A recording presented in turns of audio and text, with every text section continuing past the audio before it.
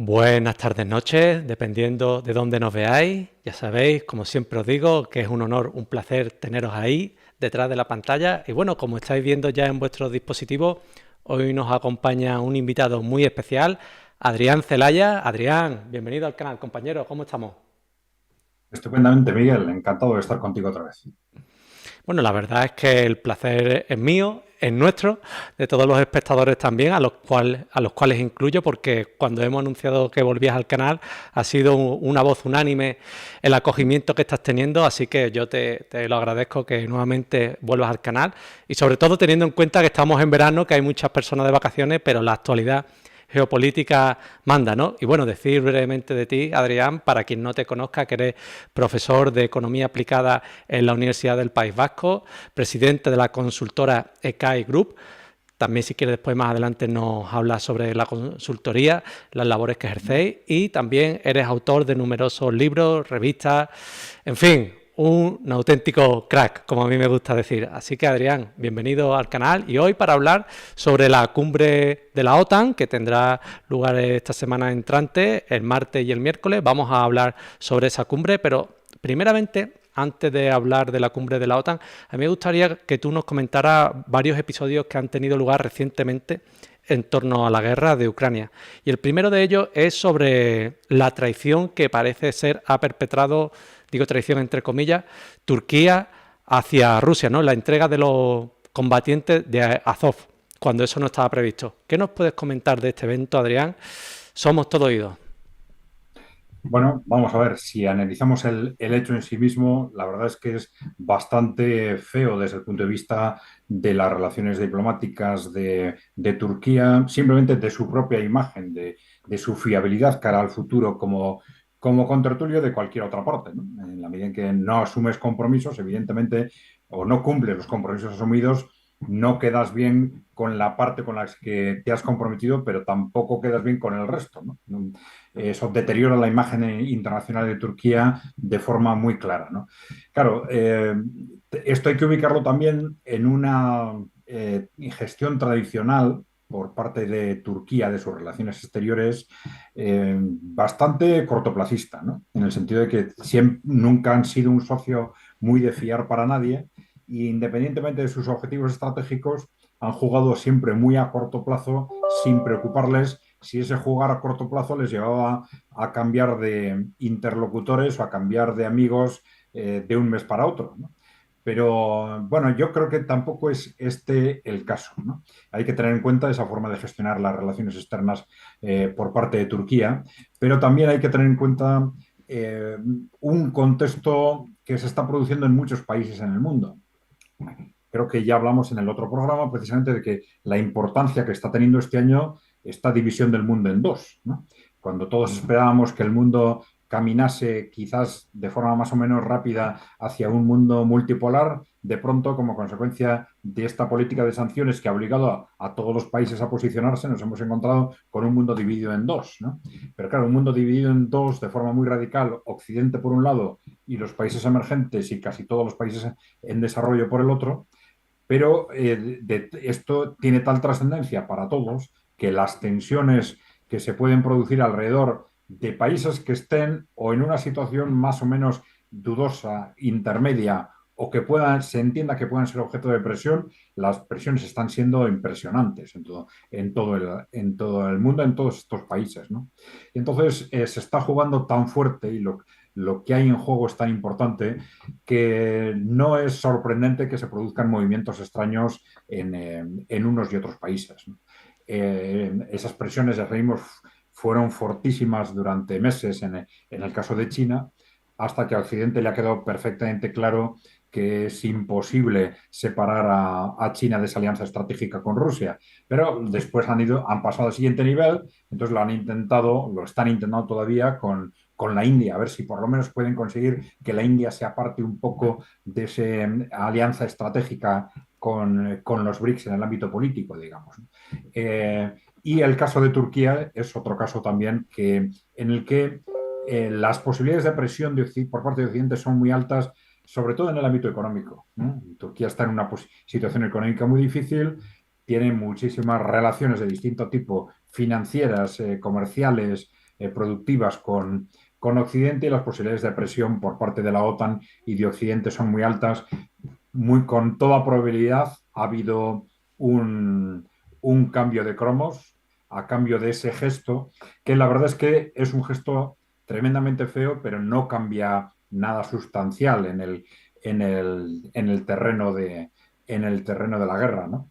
Pero seguramente o bien Ucrania ha obtenido algún beneficio añadido o ha podido librarse de alguna amenaza muy directa por parte de Occidente como contrapartida de este movimiento. No hay que pensar que como consecuencia de ese movimiento va a cambiar algo sustancial en el posicionamiento de Turquía, ¿no? Bueno, estaremos atentos. Lo que sí es verdad es que con Turquía llueve sobre mojado, ¿no? Yo entiendo que esas presiones muchas veces surtan efecto y que Occidente tiene todavía un papel impresionante, pero es que con Erdogan y con Turquía hay mucho odio hacia su persona en el resto del mundo, más allá de Turquía, porque, bueno, no puede ser tampoco esta política traicionera, que la verdad es que a mí me sorprende. Yo entiendo que uno pueda cambiar de opinión, que tienda a un bando en un aspecto concreto, que tienda a otro bando en otras cuestiones, pero es que lo que estamos hablando, como tú bien has dicho, es un gesto bastante feo en lo que se respecta a las relaciones internacionales, ¿eh? Sí, yo creo que esto no afecta a su posicionamiento estratégico. Yo creo que el posicionamiento estratégico de Turquía está siendo de día en día cada vez más claro a favor del bloque emergente, sin ninguna duda. Pero está en una situación, ya digo, Turquía muy débil desde el punto de vista financiero, desde el punto de vista económico, y con toda probabilidad, pues han hecho una de estas jugadas a las que su diplomacia está habituada de corto plazo, sin preocuparles ese aspecto de imagen, que la verdad es que históricamente a Turquía nunca le ha preocupado demasiado. ¿Y crees que puede haber alguna contramedida por parte de Rusia o crees que se pasará página y ya está? Bueno, yo creo que en el caso de que no haya habido, porque también es posible que haya habido conversaciones confidenciales, ¿no? En las que este contexto pudiese haber sido más o menos conocido o más o menos previsto, pero si no las ha habido, se producirán ahora esas conversaciones, esas aclaraciones, y es muy posible que haya algún tipo de gesto que compense a Rusia desde el punto de vista de imagen. ¿Mm? Pero poco más que eso. No, yo no le daría en principio más importancia a este movimiento de Turquía con Ucrania, ¿no? Bueno, pues dicho queda, Adrián, y me gustaría pasar también al siguiente punto, la entrega de armas, de bombas de racimo, mejor dicho, por parte de Estados Unidos a Ucrania. Mucho se ha discutido, mucho se ha hablado, pero quiero saber tu opinión sobre la entrega de estas armas. Sí, bueno, vamos a ver. La valoración desde el punto de vista del derecho internacional, yo creo que es clara, ¿no? Ahí no hay mucho más que añadir que lo que eh, las personas que nos están escuchando ya saben perfectamente, ¿no? Esto es absolutamente ilegal y que las naciones que están posicionándose a favor de esta entrega, ellos mismos se han comprometido internacionalmente a no utilizar estas armas, ¿no? Bien. Entonces, aparte de esto, entonces, si esta es la situación, ¿por qué lo hacen? Bueno, tenemos dos interpretaciones básicas. La primera es, bueno, pues simplemente están muy preocupados por la evolución de la guerra y quieren simplemente dar un paso adelante como, como podría haber sido, como fue en su momento la entrega de vehículos blindados, de tanques, o como podría haber sido la entrega de aviones, ¿no? De aviones de combate. Eh, Esa es una interpretación y la otra que están dando varios expertos, en particular de Estados Unidos, y que por los datos que dan parece bastante convincente, es que hay un problema de abastecimiento en el propio Occidente, incluso en Estados Unidos. Es decir, que se han prácticamente agotado los recursos disponibles para estos gobiernos a la hora de ayudar a Ucrania, ¿no?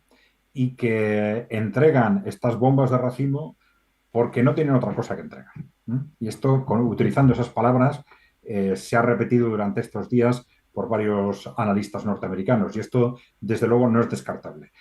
Esto es cuando vivimos lejanos del contexto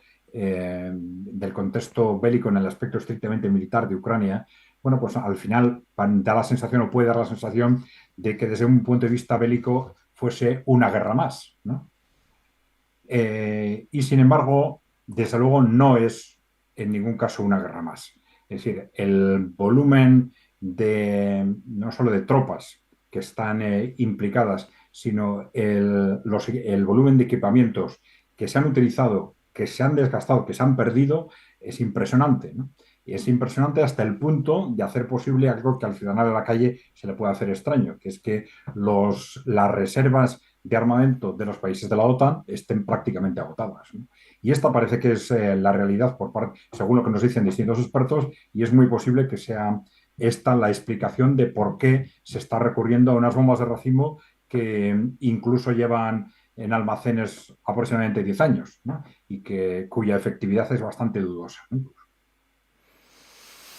Bueno, y me gustaría también preguntarte, esta línea roja, la entrega de bombas de racimo a Ucrania, ¿cómo puede ser respondida por Rusia? Porque aquí, durante todo el conflicto, hemos hablado de líneas rojas, hemos hablado de que, como tú bien decías, la entrega de carros de combate, la entrega de aviones, suponían líneas rojas, ¿no? Pero esta línea parece más contundente, parece más sangrante para Rusia, ¿no? Que se traspase.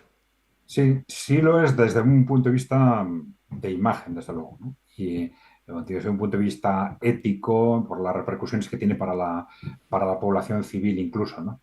Pero no está tan claro que lo sea desde un punto de vista operativo, es decir, que sea un arma que realmente cambie la situación en el campo de batalla, ¿no? Siendo esto así, pues lo más lógico es que probablemente Rusia reaccione también utilizando esto desde una perspectiva de imagen, ¿no? Es decir, que esto no lo lleve a cambios radicales en el campo de batalla, salvo que sean cambios que realmente por otros motivos quiera dar, ¿no? Se ha hablado durante estos días, se ha oído en la posibilidad de que una reacción frente a las bombas de racimo fueran pues las detonaciones nucleares de carga limitada, ¿no? Pero no creo que eso sería un salto cualitativo que solo en el caso de Rusia, solo en el caso de que se viera obligado a hacerlo, lo daría. En un contexto en el que el conflicto se está desarrollando probablemente de acuerdo con las coordenadas favorables y más o menos previstas por parte de Rusia, al menos desde hace un año aproximadamente. Pues nos ha quedado claro y me gustaría también preguntarte, Adrián, no lo teníamos programado, pero la verdad es que me está entrando interés escuchándote, ¿no? ¿Qué piensas de la ofensiva ucraniana? Porque el anterior directo no lo comentamos en profundidad o creo que todavía no se estaba produciendo la ofensiva ucraniana, pero me gustaría saber tu opinión sobre estos hechos. Sí, bueno, nuestra especialidad es más el análisis estratégico que el estrictamente militar desde un punto de vista operativo, ¿no? Pero bueno, oyendo a los distintos expertos de los dos bandos, vamos a decir, o de los tres, si consideramos que Ucrania y Occidente fuesen distintos bandos implicados, pues parece bastante claro que con más de un mes de ofensiva el fracaso está siendo prácticamente absoluto, ¿no? Es decir, frente a esas 5 líneas defensivas que tiene construidas Rusia en Zaporizhia, pues los ucranianos no han conseguido llegar ni siquiera a la primera. Entonces están intentando vender como triunfos pequeños avances operativos en pequeñas, yo no les llamaría ni siquiera poblaciones, porque pequeñas aldeas, según utilizando términos más españoles, ¿no? Pequeñas aldeas que no significan operativamente absolutamente nada y claro, el objetivo de una ofensiva de este tipo es la implicación de un número suficiente de tropas, de un número en la concentración en un punto concreto que permita abrir un frente para que el grueso de las tropas de reserva ucranianas puedan entrar por ahí rompiendo las líneas rusas hasta el final, ¿no? Pero claro, nada de esto se ha producido. Han llegado, no es que no hayan roto las líneas, es que ni siquiera han llegado a la primera línea, ¿no? Desde ese punto de vista parece claro que el fracaso, vamos a decir, táctico es absoluto. No es que fuese algo imprevisto, ¿no? Pero que también es algo que desde el punto de vista del gobierno de Ucrania posiblemente y desde los países occidentales que le han estado empujando, ha sido también un cálculo de probabilidades. Han dicho, bueno, sabemos que quizás las probabilidades no son muchas, pero es lo que nos queda. Entonces hay que intentarlo, ¿no? Y como de cualquier forma lo que tenemos en juego son muchos miles de vidas, pero son vidas ucranianas, pues tampoco parece que desde un punto de vista de la apuesta estratégica importe demasiado, ¿no? Mientras desde el punto de vista de los analistas occidentales, mientras queden opciones de desgastar a Rusia militarmente o económicamente, las van a intentar. Yo creo que esa ha sido su estrategia desde el principio. Cada vez están viendo que esto es más difícil, pero mientras piensen que tengan que alguna opción por alguna de estas dos vías, la van a intentar utilizar, sin duda.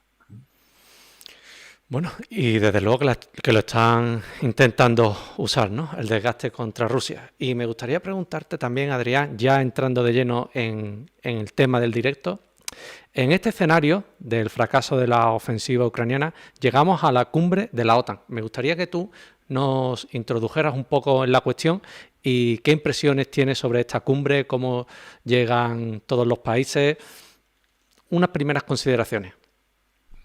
Bueno, lo que ha sucedido con la ofensiva ucraniana nos refleja desde un punto de vista de corto plazo cuál es también el mapa general, ¿no? Esa ofensiva ucraniana ha sido un fracaso prácticamente total, pero nos refleja también, esto nos refleja también cómo desde un punto de vista estratégico Occidente, la OTAN en concreto, no está consiguiendo en absoluto sus objetivos dentro de este conflicto Rusia-Ucrania, ¿no? Por lo que he dicho antes, si no desde el primer momento, pues muy posiblemente a partir de los dos primeros meses, el objetivo podía haber sido similar tanto por parte de la OTAN como por parte de Rusia, ¿no? Una estrategia de desgaste, ¿no? Pero en esa estrategia de desgaste está claro que por ahora Rusia está ganando. Es decir, el objetivo claro de la OTAN es, bueno, vamos a mantener un conflicto. La primera apuesta era, vamos a llevar a Rusia a una trampa. Ellos pensaban que Ucrania iba a ser una trampa para Rusia. Vayamos a llevar a Rusia a una trampa que al final le va a desgastar, va a destruir o su economía o su capacidad defensiva, y al final esto va a provocar un cambio de régimen, con lo cual conseguimos nuestro objetivo fundamental, que es el cambio de régimen y el control de Rusia por una vía o por otra, ¿no?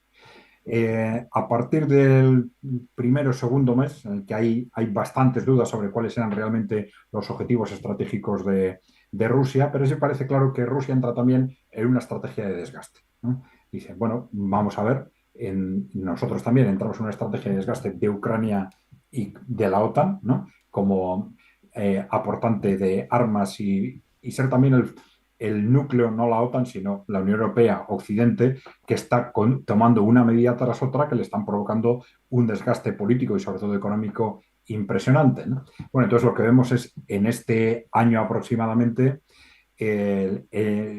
Occidente no ha conseguido desgastar a Rusia significativamente y se han introducido en una dinámica en la que el tiempo está corriendo a favor de Rusia y en contra de Occidente. Y llegamos a esa reunión de la OTAN en ese contexto, ¿eh? Tanto desde el punto de vista de corto plazo de lo que está sucediendo con esa ofensiva ucraniana y desde un punto de vista más estratégico, una situación cada vez más negativa desde el punto de vista del conflicto global entre Ucrania y Rusia. Bueno, bueno, estaremos atentos a esa cumbre. También me gustaría que nos comentara si ves posible que Ucrania entre en la OTAN a raíz de esta cumbre o lo ves muy descabellado, esa posibilidad. Bueno, yo diría que es en este momento ya prácticamente imposible, ¿no? Incluso desde el punto de vista de plazos formales, etcétera, ¿no? Con la oposición hasta ahora de Hungría y de Turquía, ¿no? esa posición, aunque hubiese un cambio político en este momento, no habría plazos para que los parlamentos, los órganos correspondientes tomaran la decisión. Si hubiese un cambio muy radical, repentino, por parte de los representantes políticos de Hungría y de Turquía, lo más que tendríamos en la reunión de la OTAN, en la Comunidad de la OTAN, es un posicionamiento político. ¿No? Digamos, a intentar dar una especie de bienvenida política a Ucrania que necesitaría en todo caso meses para formalizarse. Pero esto tiene además otras repercusiones. Sobre todo, eh, hay una serie de países que no contemplan la posibilidad de entrada de Ucrania en la OTAN. Perdona, porque me has preguntado por la entrada de Ucrania y te he respondido por la otra incógnita, que era la entrada de Suecia. Te estaba respondiendo por la entrada de Suecia. La entrada de Ucrania es mucho más problemática, mucho más complicada. Yo creo que hay una cuestión de fondo, y es que si se quiere proteger a Ucrania y ayudarle a Ucrania en todo lo que sea necesario para combatir a Rusia, pero lo que Estados Unidos fundamentalmente no quiere, y otros países de la OTAN tampoco, es introducirse en una dinámica que les deje atados. Es decir, que dejaría en manos de Rusia cuando iniciar un conflicto directo con la OTAN.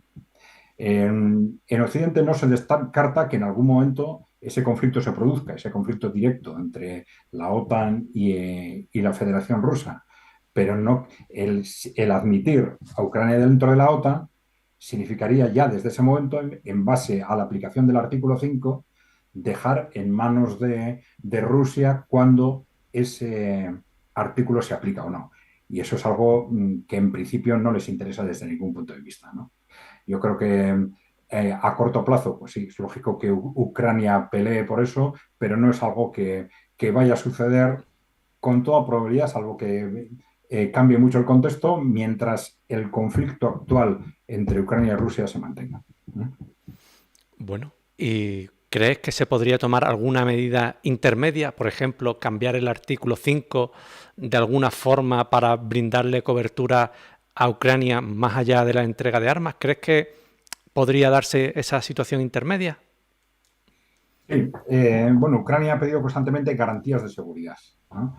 Entonces, esas garantías de seguridad no hay que descartar que se produzcan en algún nivel, ¿no? Pero tampoco van a ser garantías que sean un equivalente al artículo 5, es decir, que comprometan una intervención directa de los países de la OTAN como consecuencia de una determinada evolución del conflicto en Ucrania. Serían, en todo caso, compromisos o de ayudas económicas o de aportaciones de material militar, ese tipo de compromisos formales también digamos, de aligerar el procedimiento de ingreso en el momento en que se tome la decisión. Este tipo de compromisos que, en cierta forma, se han tomado también con Suecia o con Finlandia para facilitar el proceso de adhesión. Ese tipo de compromisos sí son posibles. Pero no veo a los países occidentales en su conjunto, sobre todo a Estados Unidos, dejando en manos de terceros la decisión última de entrar en una guerra con Rusia, ¿no? Que al final esto sería una trampa para el propio Estados Unidos y no creo que estén dispuestos a ello, ¿no? Bueno, deduzco por tus palabras que lo tienes bastante claro. Ves cómo la OTAN no quiere inmiscuirse de manera directa en el conflicto de Ucrania. No ha cambiado esa posición que tenías también en el anterior directo, ¿no? Sí, bueno, vamos a ver.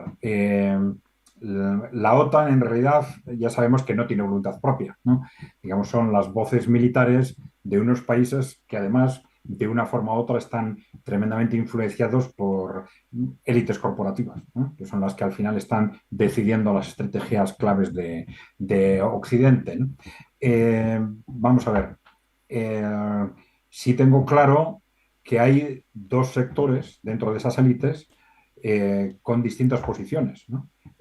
Un sector que sí apuesta por un enfrentamiento con Rusia desde la perspectiva de un objetivo de hacerse con el control de Rusia, de desgastar a Rusia, pero eso no quiere decir que estén dispuestos a cualquier cosa para conseguir ese objetivo, ¿no? Mientras que hay otro sector que está en una situación, vamos a decir, desesperada. Es decir, que no ven una supervivencia propia como colectivo si en Rusia, en su configuración actual, en su modelo actual, se mantiene. Así como China puede ser un peligro externo muy importante a efectos de disputar la hegemonía mundial, en Rusia es una alternativa como modelo político demasiado directa, porque culturalmente Rusia es demasiado cercana a Occidente, ¿no? Si Rusia es capaz de mantener un modelo político alternativo en el que de alguna forma han echado del poder a estas élites corporativas que controlan Occidente y es capaz de mantener un gobierno de ese tipo, claro, el contagio a Europa y a Estados Unidos va a ser inmediato. Entonces, estas élites lo tienen perfectamente valorado así. Esta es la razón de que tengan muy claro que ellos hayan apostado por el del Enda es Rusia, que hay que acabar con Rusia como con Cartago en su momento a toda costa, ¿no? Acabar desde el punto de vista del cambio de régimen, ¿no? Y en ese posicionamiento, los que mantienen esa estrategia radical estarían dispuestos a cualquier cosa. Quieren que el tiempo efectivamente puede ir en contra de ellos y además tienen prisa, ¿no? Y estarían dispuestos a poner en marcha. Lo que ocurre es que las dos tendencias, de alguna forma, se han puesto de acuerdo en se pusieron de acuerdo hace un año aproximadamente con la llegada de Biden al poder en provocar ese detonante en Ucrania con esa perspectiva de desgaste de Rusia militarmente y económicamente, ¿no? Ahora, a medida que queda claro que esa estrategia está fracasando, pues muy posiblemente esos dos sectores van a seguir estrategias distintas, ¿no? Entonces, un sector va a intentar buscar salidas alternativas, va a intentar ganar tiempo. Es posible que incluso que intenten negociar con Rusia para tranquilizar la situación durante un tiempo, llegar quizás a un reparto de Ucrania, etcétera. Mientras que ese otro sector, el sector más agresivo, va a apostar por ir a por todas. Y ya sé que lo que te voy a preguntar es mucho, ¿no? Pero ¿cuál de las dos almas crees que terminará tomando la iniciativa? ¿Es la OTAN? ¿La más agresiva o la más mutualista, ¿no? La más cercana a llegar a un acuerdo con Rusia. Yo sé que es Sí, difícil. sí, eso sí que es una pregunta de nota, ¿no? Yo creo que en principio, eh, vamos a ver, una cosa es valorar los riesgos de forma abstracta, pero luego normalmente la realidad nos demuestra que ante los grandes riesgos siempre aparecen en el último momento medidas que no se esperaban, movimientos que no se esperaban, que evitan que ese riesgo de catástrofe, vamos a decir, se produzca, ¿no?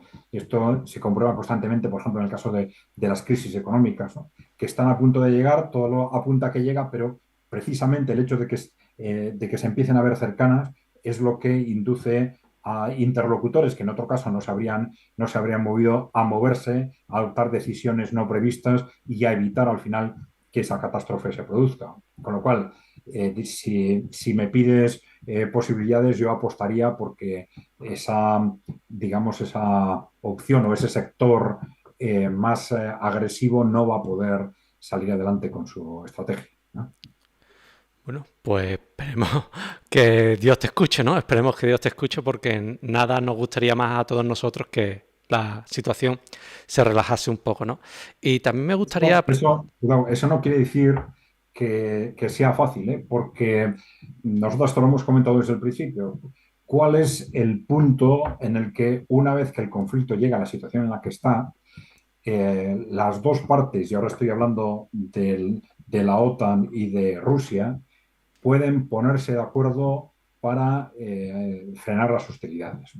Y no hay un punto claro en el que pudieran ponerse de acuerdo, ¿no? Tendría que ser algo, en todo caso, muy, muy temporal, partiendo del miedo estratégico que las dos partes se tienen una a la otra.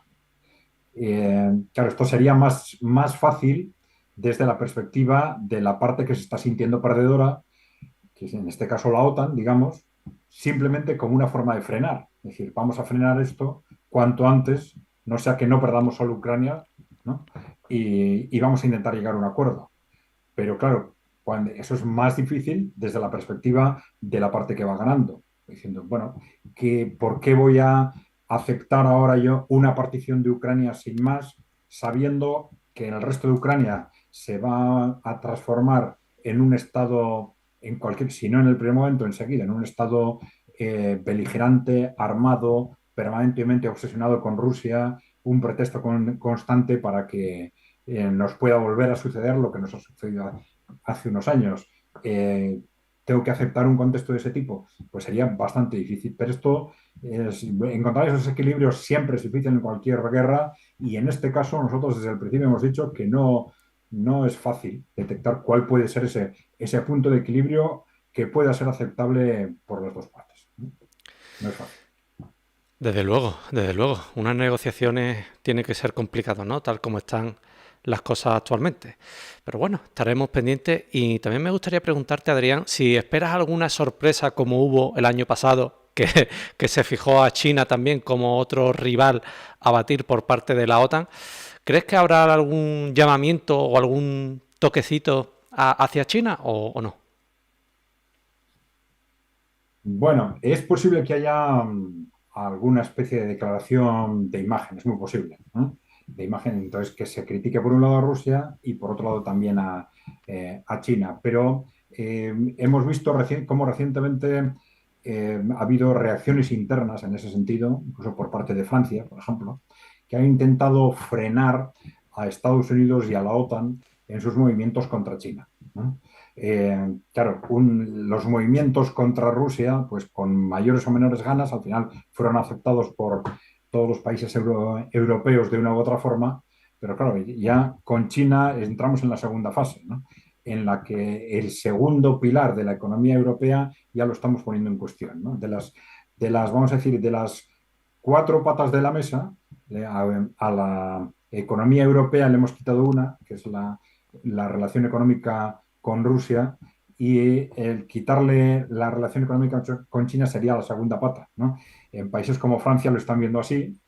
En Alemania, no tanto el gobierno, pero en la sociedad también se está viendo así con mucha claridad. No se entiende por qué el gobierno no, pero la realidad estructural de la economía alemana es la que es. Pero bueno, de cualquier forma, estas fuerzas están frenando estos posicionamientos de Estados Unidos y de la OTAN con respecto a China, o están por lo menos intentando evitar implicarse ellos mismos en estos movimientos. Incluso Francia ha frenado de forma muy directa incluso esta posibilidad de apertura de una delegación de la OTAN en Japón. Que bueno, era una simple delegación, no tenía otra trascendencia, pero estaba claro que era un primer paso para un reposicionamiento geográfico de la OTAN. Muy posiblemente lo que haya detrás es un posicionamiento bastante o más prudente, vamos a decir, de Francia con respecto a evitar romper unas relaciones con China que son muy importantes para el conjunto de Europa, ¿no?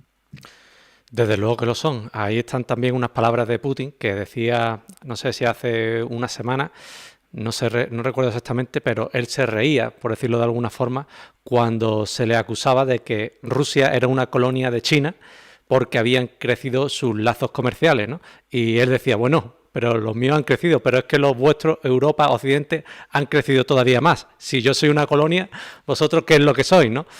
Bueno, ahí se ve esa dependencia tan fuerte de los países occidentales hacia China. Y me gustaría también, bueno, por tus palabras lo he deducido, pero entonces, ¿tú crees que esta reunión, esta cumbre de la OTAN, será un poco más de cara a la galería y que tampoco puede tener una trascendencia fundamental en el desarrollo de la guerra de Ucrania? Yo sé que son cosas complicadas y que estamos haciendo un poco de abstracción, ¿no? Pero ¿crees que es más de cara a la galería, de cara a las relaciones? Bueno, hay una serie de cuestiones en las que, bueno, aunque sean de procedimiento, en las que esa reunión es necesaria, ¿no?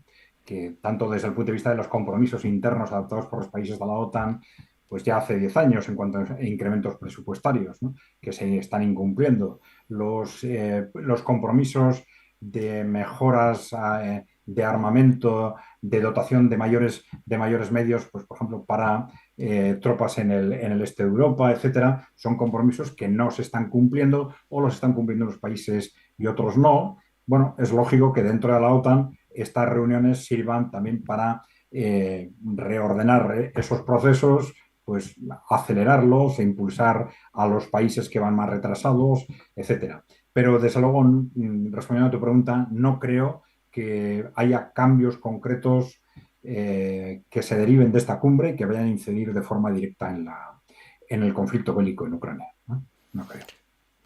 Bueno, pues nos tranquilizas a todos porque de verdad hay cierto temor a que se haga una Mm. locura, ¿no? En esta cumbre, ¿no? Como hemos dicho anteriormente, el tema de incluir a Ucrania en la OTAN o modificar el artículo 5 para de alguna forma intervenir de manera más directa, ¿no? Me tranquiliza tus palabras y creo que también a todos los espectadores. De verdad, pues yo estoy mucho en contacto con los espectadores, con las redes sociales, y hay personas que están verdaderamente preocupadas. Yo opino como tú un poco, aunque no lo tengo tan claro. Pero bueno, estaremos pendientes de lo que ocurre.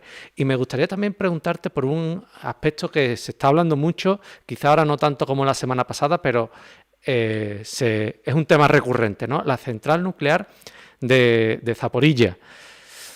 ¿Qué piensas sobre estos rumores de ataque? ¿Crees que son un poco más de propaganda de lo que puede significar realmente? ¿Qué opinas? ¿Qué opinas, Adrián? Bueno, vamos a ver, desde el punto de vista de la descripción de los hechos, parece bastante claro, ¿no? Es decir, independientemente del tratamiento mediático de todo esto por parte de los medios occidentales, pues parece claro que esta planta está en territorio ruso, controlado por Rusia, y que las versiones occidentales de que era la propia Rusia la que lo estaba atacando, pues eran absolutamente absurdas. Pero son absurdos que casi periódicamente nos venden los medios occidentales y que dependen precisamente, que están relacionados con esa trampa en la que los occidentes se introduce con sus propios medios. Es decir, como se sabe que los medios están muy concentrados, los grandes medios, y que obedecen ciegamente y sin crítica las consignas vamos a decir, de la OTAN o de las grandes corporaciones occidentales, pues los gobiernos, Ucrania en este caso, pues se lanza con mucha facilidad a enviar mensajes más o menos fantásticos sabiendo que los medios occidentales les van a seguir el juego de cualquier forma, ¿no? Entonces esto en sí mismo fomenta y facilita el que los gobiernos utilicen versiones absurdas que no se atreverían a lanzar si hubiesen un contraste mediático de la seriedad o no de los planteamientos que se hacen, ¿no? Pero bueno, si pensamos en lo que realmente puede pasar a partir de ahora, hombre, yo me imagino primero que los movimientos de Ucrania, por muy desesperados que puedan ser, a estas alturas deberían estar suficientemente controlados por Occidente, ¿no? Es decir, de tal forma que por Occidente, por Estados Unidos fundamentalmente, ¿no? Que Estados Unidos lo lógico es que no se deje entrar, no se deje arrastrar a un conflicto internacional como consecuencia de que algún loco en Ucrania ha tomado una decisión disparatada, ¿no? Eh, Sin descartar lo que hemos comentado antes, ¿no? Que también dentro del propio Estados Unidos hay sectores distintos y hay sectores, bueno, pues bastante enloquecidos ya no por sectores, sino en prácticamente todas las élites políticas en Gran Bretaña están bastante enloquecidas también, y entonces no se puede descartar que haya alguna fuga, que alguien se escape de una estrategia más o menos marcada de forma uniforme a nivel de la OTAN o del gobierno de Estados Unidos, ¿no? Claro, el que pasara algo en la planta nuclear de Zaporizhia en principio, salvo que si descartamos estas situaciones excepcionales, debería ser como consecuencia de una voluntad de poner en marcha ya un conflicto a escala continental, vamos a decir. Es decir, hacemos estallar pues un proyectil o de una u otra forma en la planta de Zaporizhia, esto genera un desastre, le echamos la culpa a Rusia y ya tenemos argumentos para transformar el conflicto en un conflicto continental, ¿no? Esto supondría que esa decisión ya está tomada, ¿no? Yo supongo que no, ¿no? Yo creo, mi sensación es que esa decisión no está tomada todavía, ¿no? Pero claro, también es evidente que cuando la tomen a mí no me van a avisar para, para decirme que la han tomado, pero entiendo que esa decisión no está tomada todavía. Bueno, y haciendo una abstracción global de todo lo que hemos hablado, poca salida tiene Ucrania y la OTAN al conflicto, ¿no? Porque si en la cumbre no se van a tomar medidas decisivas, si la OTAN está teniendo que recurrir a mandar bombas de racimo, si la contraofensiva está siendo un fracaso absoluto, no le veo yo mucha salida a la OTAN tal como están ahora los escenarios, ¿no? ¿Qué opinas? Por eso son cada vez más las voces que están apuntando a que muy posiblemente este otoño haya gestos de Occidente, quizás directamente desde Estados Unidos, para una negociación con Rusia. ¿No? Una negociación en la que intentarían por lo menos ganar tiempo, ¿no? Una vez que ya contrastan con total claridad que el tiempo en este conflicto ahora está corriendo en contra de ellos, ahora necesitarían ganar tiempo cortando el conflicto de alguna forma a través de un proceso negociador.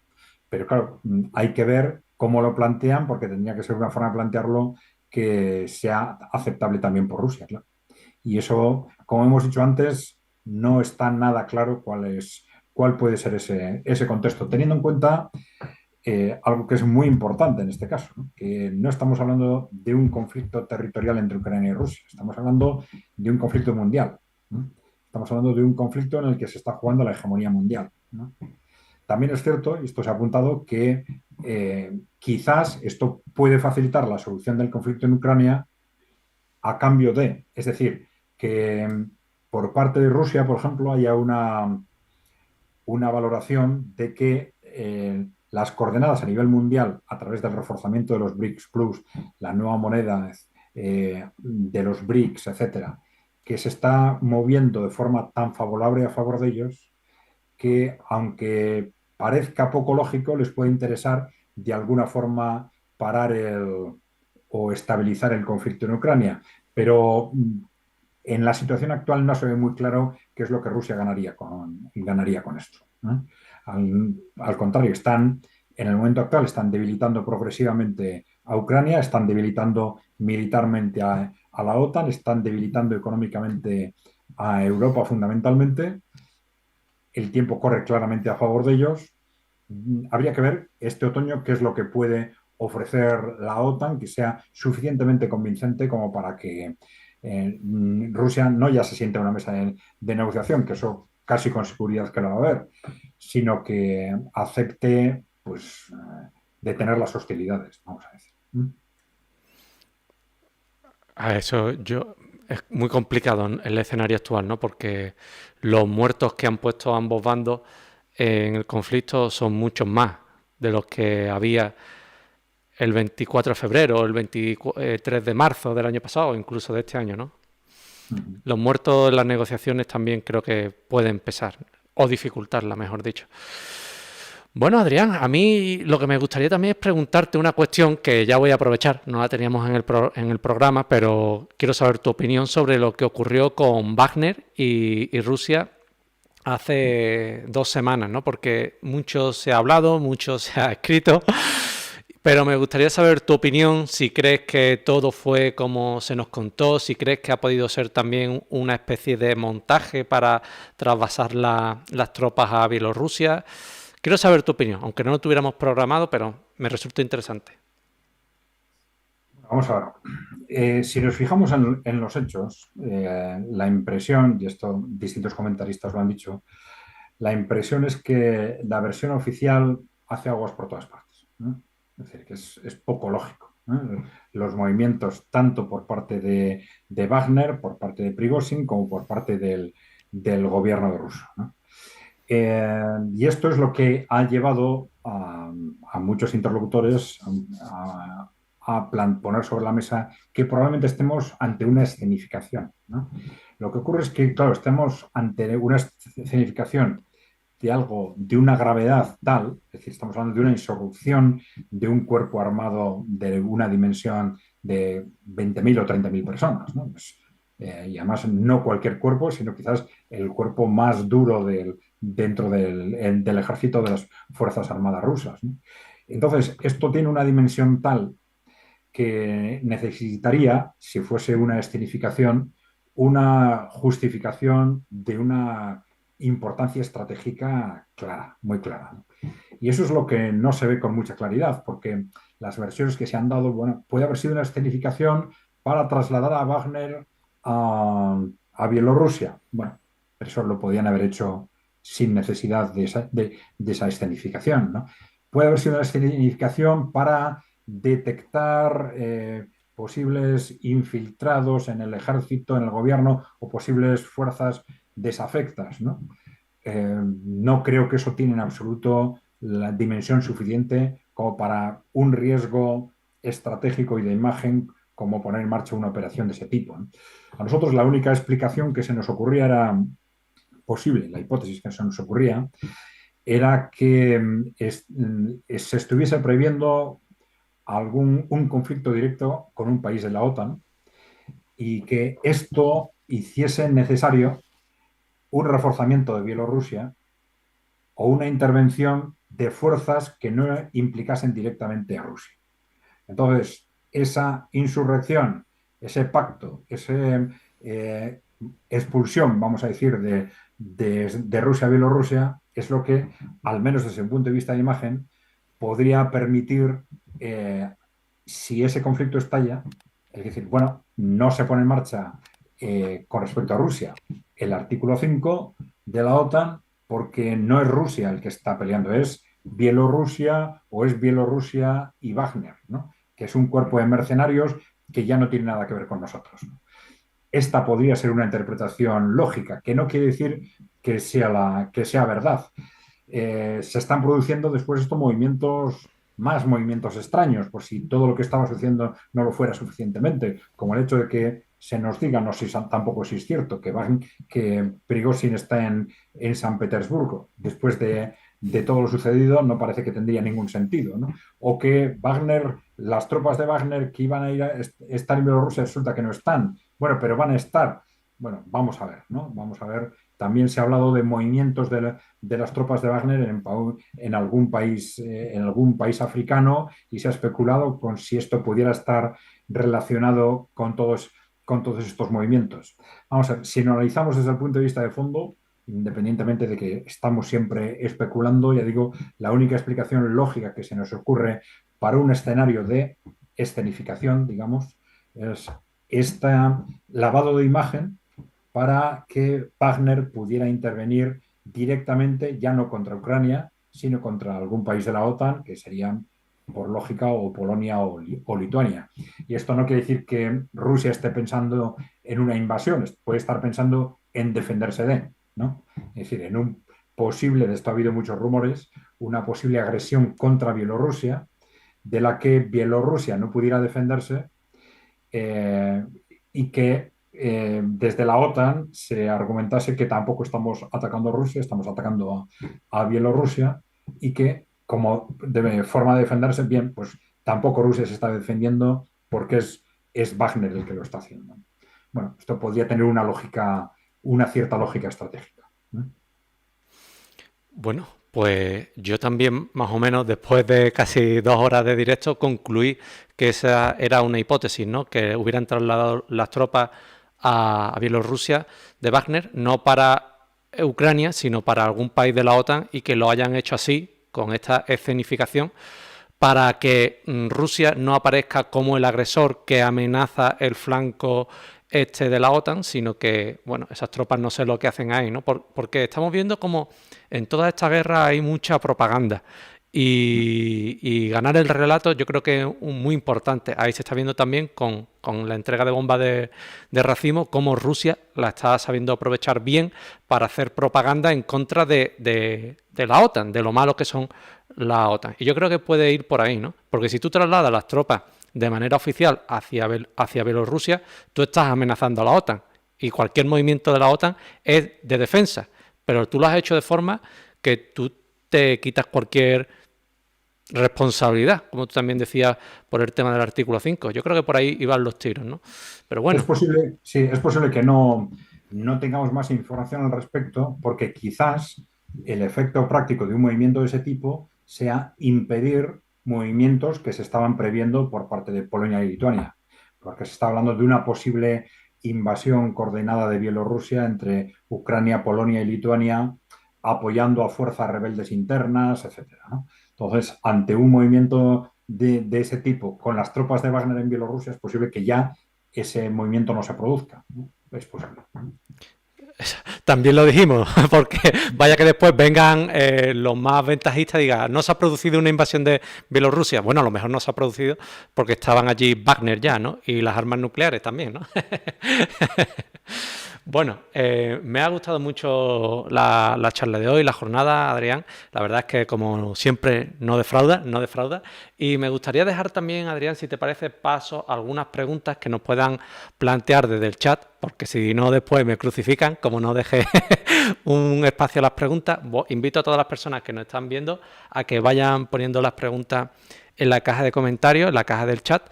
Y bueno, yo he de decir también, lo digo públicamente, que también me alegra que hayas participado o incluso que puedas participar más en Negocios TV. Yo creo que Negocios TV hace un buen fichaje teniéndote entre su elenco de invitados.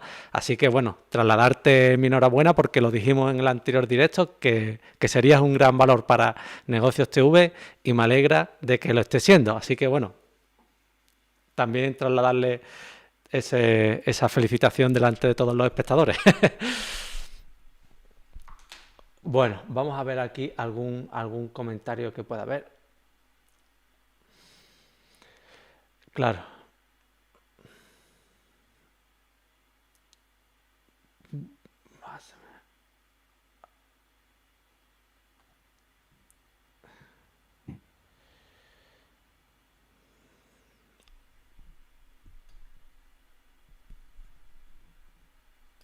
Bueno, aquí hay una reflexión que es muy interesante. Luis Merino, espera, voy a fijar el comentario que si no se me va.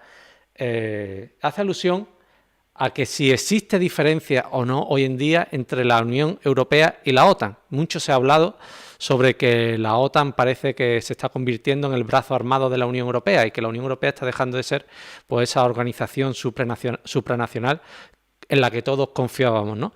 ¿Tú qué opinas? ¿Se están confundiendo un poco los papeles de la Unión Europea y de la OTAN?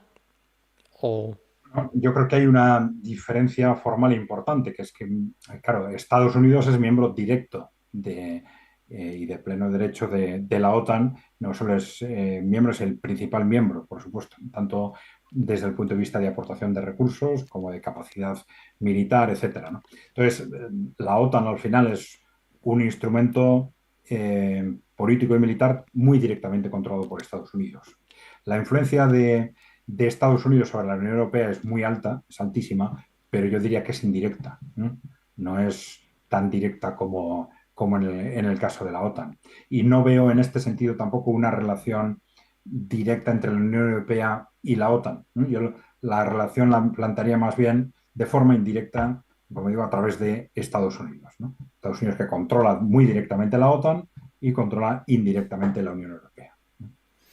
Bueno, y algunos le hacen el trabajo sucio a Estados Unidos, ¿no? Dentro de la Unión Europea. Aquí es que en este canal a Borrell no lo tragamos mucho. No lo tragamos mucho.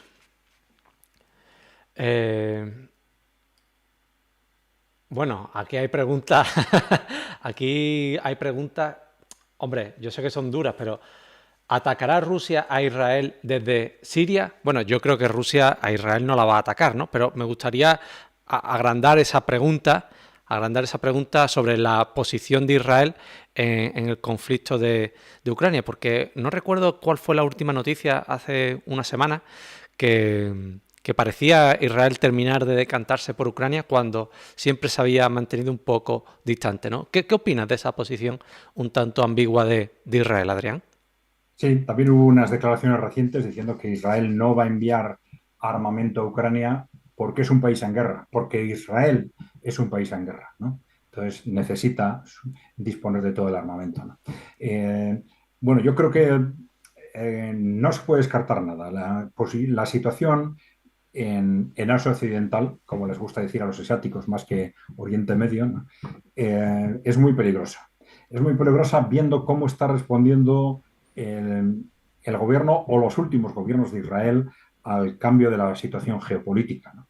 Es decir, claro, la posición de Israel en Oriente Medio, en Asia Occidental, siempre ha sido una posición muy difícil, rodeada de países musulmanes, y se ha mantenido con una expansión progresiva en base a un apoyo muy directo de Estados Unidos, ¿no? Claro, y esto también se soportaba en que Estados Unidos mantenía la hegemonía mundial. En el momento en que esa hegemonía mundial no solo se empieza a poner en cuestión, sino que se ve muy claramente que no se va a mantener en el futuro de una forma o de otra, claro, el futuro de Israel ya se queda puesto en cuestión. Claro, ante esa situación, Israel o los gobiernos de Israel tenían dos posibilidades. Una era reaccionar de forma positiva diciendo, bueno, vamos a intentar tejer lazos de otro tipo con los países del entorno para que en el momento en que, como consecuencia de esa pérdida de hegemonía de Estados Unidos, esto estalle, no sea un desastre para nosotros. Y la otra posición es la de intentar reventar el tablero. Es decir, intentar provocar un conflicto, un estallido que obligue a Estados Unidos a intervenir antes de que Estados Unidos pierda esa hegemonía mundial. Y lamentablemente es esta segunda estrategia a la que ha estado jugando los gobiernos de Israel durante muchos años, ¿no? Estas intervenciones continuas en Siria, por ejemplo, ¿no? En un país extranjero, invadiendo una y otra vez para bombardear distintas posiciones, o actuaciones con respecto a los palestinos que, independientemente de lo que realmente consiguen, son tremendamente duras desde el punto de vista de imagen, que probablemente solo se puede interpretar como con un objetivo de provocación, ¿no? Nos dejan una imagen bastante clara de unas estrategias de los gobiernos israelíes de intentar provocar ese conflicto, ya digo, antes de que Estados Unidos pierda la hegemonía mundial. Claro, si esa es la situación, dependiendo cómo evolucione el conflicto en Ucrania, en Israel puede suceder cualquier cosa. Es decir, porque los países del entorno, ni Rusia, ni Siria, ni Irán, ni Irak, han estado respondiendo agresivamente a todas estas provocaciones, precisamente por lo que comentábamos ahora, porque sabían que el tiempo corría a favor de ellos. Decían, bueno, Israel está intentando provocar un conflicto, no nos vamos a dejar provocar. Pero Israel puede ir a más, ¿no? Si realmente el gobierno de Israel, yo creo que en contra de los intereses de sus ciudadanos, ¿no? Si el gobierno de Israel, manteniendo esa concepción de ahora o nunca, pues contempla que la situación mundial ya se está deteriorando definitivamente para Estados Unidos, puede adoptar medidas impensables para hacer que ese estallido se provoque en Oriente Medio. Si eso sucede, es muy posible que entonces Rusia también, como nos preguntaban, se vea obligada a intervenir. Claro. Bueno, lo que hay que tener claro también es que esa zona del mundo todavía está muy candente porque parecía que con lo de la guerra de Ucrania nos habíamos olvidado, pero yo estoy viendo las últimas semanas noticias también preocupantes de Siria, ese país, ¿no? También parcialmente ocupado por Estados Unidos para extraer el petróleo, que aquí no se nos olvida. Me parece muy preocupante cómo se está situando aquella zona, la verdad. No la teníamos tan analizada en este programa, pero vamos a tener que... Hay aspectos positivos también, ¿no? Como esa sorprendente para todos dentro de ese reposicionamiento de los países emergentes y en desarrollo, que ya comentamos que ha sido la gran sorpresa geopolítica de este año, pues esa reconfiguración de los países musulmanes, ¿no? Esa ruptura radical entre chiitas y sunitas, fundamentalmente, ¿no? Entre o países controlados por Estados Unidos y opuestos a Estados Unidos, más o menos está esas eran las coordenadas que se estaban manifestando de forma tremendamente agresiva en el conflicto en Yemen. De pronto vemos como de un momento para otro se empiezan a tejer lazos entre esos países, llegan a acuerdos de apertura de sedes diplomáticas, acuerdos estratégicos de inversión mutua, es decir, el cambio de la relación, de la interrelación entre los países musulmanes ha sido absoluto, ¿no? Con alguna excepción como puede ser Marruecos fundamentalmente y algún otro, ¿no? Bueno, Marruecos siempre siendo el verso discordante, ¿no? Ahí también te preguntaban en el chat y anteriormente en comentarios, no está relacionado con la guerra de Ucrania, pero bueno, te lo traslado yo, ¿no? En favor también de ese espectador que nos escribió, y es el tema de la relación Marruecos-España, ¿no? ¿Tú crees que de verdad puede llegar la sangre al río o no? ¿O es más confabulaciones todas? Eh, Vamos a ver, si puede llegar la sangre al río, en este momento no hay nada previsible, yo diría, entre Marruecos y España, si es a eso a lo que se refieren, pero sí hay posibilidades muy altas de conflicto en el Magreb, en el norte de África, quizás entre Marruecos y Argelia, o sea, ¿no? Respondiendo precisamente a todo este contexto, ¿no? Y a un contexto en el que el conjunto de África se está posicionando con los países emergentes y Marruecos está siendo muy intensivamente armado por parte de Estados Unidos, fundamentalmente, y precisamente con el objetivo de mantener a Marruecos como cabeza de puente, sin descartar que esto, pero claro, esto no es una pieza que se vaya a mover si no hay un diseño general en el que encaje, ¿no? Pero no es descartable que ese conflicto se produzca entre Marruecos y Argelia. Bueno, yo esta tarde también estaba viendo distintos mapas y parece que todos los países africanos, a excepción de Marruecos, a excepción de Túnez y a excepción de Egipto, se están posicionando en favor de los BRICS, ¿no? Pero bueno, Bueno, Egipto también, ¿eh? también. Egipto, sí, sí, Egipto yo creo que ha solicitado incluso formalmente la adhesión. Sí, sí. Bueno, pues me alegra saberlo porque aquí también todos estamos, yo por mi parte estoy también a favor de esa multipolaridad que creo que es más justa para el mundo. Ujú. Eh, bueno, aquí siempre hacen comentarios buenos, también agradecen todos lo que estás comentando, Adrián, que eres uno de los grandes comentaristas del canal, apuntan también por aquí. Eh, bueno, hay muchas preguntas, pero algo. Bueno, vamos a ver, aquí hay una cuestión que creo que en el canal hemos abordado, pero me gustaría saber también tu opinión. El tema de que países como Rumanía, Polonia, creo que Hungría no, pero los países, eso, Rumanía, Polonia, ¿crees que puede ser que reclamen alguna parte del territorio de Ucrania para sí en esas negociaciones de paz? ¿Crees que van a querer saldar la cuenta que han tenido con Ucrania de forma territorial? ¿O crees que estos son confabulaciones de teóricos? No, yo creo que, vamos a ver, serían confabulaciones en la situación en la que estaba Ucrania hace 2 años, pero no es descartable que pase ante un hundimiento de Ucrania como país viable, en absoluto, ¿no? Es decir, puede ser un contexto eh, favorecido no ya por la intervención de estos países, fundamentalmente de Polonia sería el más claro, aunque si esto se produce, Hungría no iba a renunciar a su parte de Ucrania, digamos, ¿no? Pero no es descartable que en un posible acuerdo sobre el futuro de Ucrania entre Estados Unidos y Rusia y ante una Ucrania que se hubiese convertido en un estado fallido, las partes del oeste de Ucrania que históricamente han estado vinculadas o a Polonia o a Hungría se reclamen y sean incorporadas a estos países, ¿no? No es descartable. Porque desde un punto de vista de previsiones de futuro, pensando, por ejemplo, en las garantías de estabilidad que el acuerdo al que se llegara supusieran para Rusia, por ejemplo, el que Ucrania fuese un país de tamaño medio o un país muy pequeño y sin salida al mar, pues podrían cambiar el contexto de forma sustancial, ¿no? Es decir, podríamos estar hablando quizás de una Ucrania que fuese un país muy pequeño, con el este de Ucrania en manos de Polonia, de Hungría, perdón, el este de Ucrania incorporado a Rusia y un centro que en cual incluso no solo sería muy pequeño, sino que con una influencia rusa muy importante, ¿no? Ese podría ser una hipótesis de futuro, ¿no? No sería descartable en absoluto, ¿no?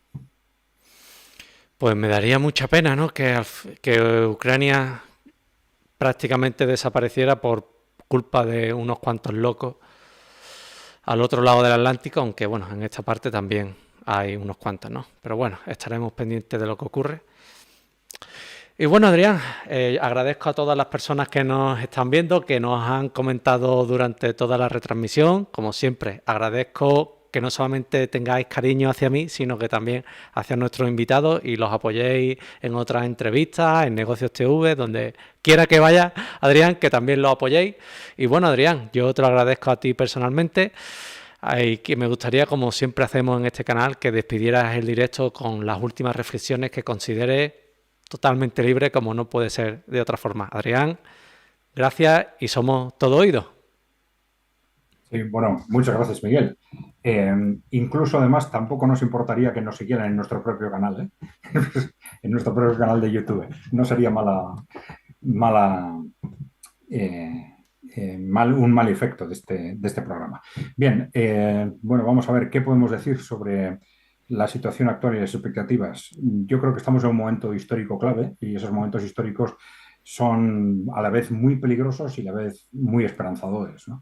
Yo creo que desde el punto de vista europeo esto es particularmente claro, porque independientemente de lo que es el conflicto bélico, estamos en una auténtica crisis de civilización, ¿no? Como estamos viendo, está sucediendo en distintos países en Europa, ¿no? Estamos en un modelo económico que se está agotando, en una sociedad que no sabe muy bien cómo enfocar su futuro a medio plazo, y a esto le añadimos este conflicto geopolítico. Yo creo que tenemos que estar muy atentos al resultado de ese conflicto geopolítico que nos va a dar un mapa de lo que son las fuerzas fundamentales en el mundo, qué es, cómo se orientan estas fuerzas, cuáles son sus modelos de futuro, sus modelos sociales, ideológicos, socioeconómicos, y teniendo en cuenta todos estos elementos, utilizarlos para proyectar nuestro propio futuro, ¿no? Es decir, está claro que estamos en una sociedad basada en un modelo que se agota, necesitamos modelos de futuro y tenemos que mirar a los demás, ¿no? Tenemos que mirar a qué es lo que pasa con Estados Unidos, qué es lo que pasa con Rusia, qué es lo que pasa con China, con los países emergentes, qué es lo que cada uno de ellos, desde el punto de vista de futuro, están haciendo probablemente mejor que nosotros, ¿no? Es decir, Europa ha ido perdiendo peso radicalmente en el mundo en las últimas décadas. Eh, tenemos todos, vamos a decir, todas las bases para que esto vaya cada vez a peor, lamentablemente, pero por eso tenemos que ser capaces de darle la vuelta y sabiendo que tenemos que cambiar de modelo, empezar cuanto antes a mirar hacia otros entornos y apuntar qué es lo que podemos aprender de cada uno para cuanto antes ser capaces de darle la vuelta a una situación realmente preocupante de nuestro propio continente, ¿no? Bueno, habrá que labrarse cada uno el futuro en esas nuevas condiciones. Bueno, Adrián, me quedo con esa reflexión, con esa bonita reflexión final, que sigamos luchando, que labremos nuestro futuro y nada, muchas gracias compañeros y gracias a todos los que nos han acompañado esta tarde-noche de domingo. Un fuerte abrazo. Muy bien, Miguel. Gracias a todos. Un saludo.